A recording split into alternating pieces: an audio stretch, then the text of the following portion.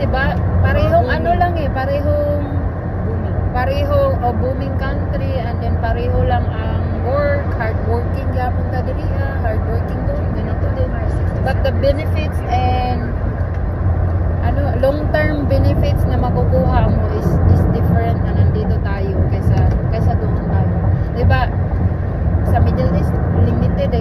Kahit ang day off, pag pa ng mga amo, pinapagdadamot pa yun, diba? So, mas maganda dito kasi diba, you have your own time. And then, what else? Your time, benefits from the government, yung education, basta yung lifestyle dito is iba. Ang working hard is the same. Diba? Ito, nagtatrabaho din tayo ng nagsisipag din naman tayo. And then, yun. Kaya I want them to magsikap sila na mag-ipon, na pumunta dito, yung ganun. So, si Ate Lena here, guys, is my guest for today. Charot! So, si Ate Lena is, di ba, ang pathway mo tayo is labor market? Yeah, labor market opinion. Labor market opinion. So, that was 18 years ago, pathway, caregiver pathway din. Gihapon ba siya tayo? Caregiver pathway, 18 years ago. And then, here comes the new pathway, which is yung Home Child Care Provider Program pathway, or that is for child care, and for elderly is home support worker. So this is the new pathway, guys, na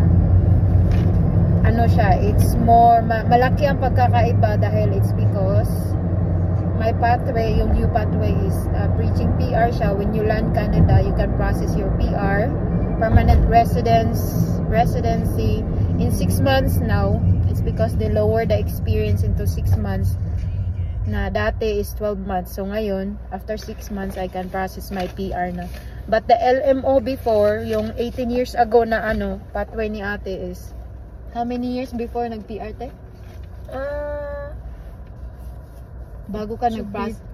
Hindi kasi sa akin may problema eh. So, pero the usual thing is 3 years. Yeah, that was 3 years before sila. They can, 18 years ago. Hindi ka lipat ng amo. Basta inside Canada ka lang, te. Diba? So, before, guys, ang kaibahan is, sa processing ng pathway ng 4PR is, malaki ang pagkakaiba kasi, diba?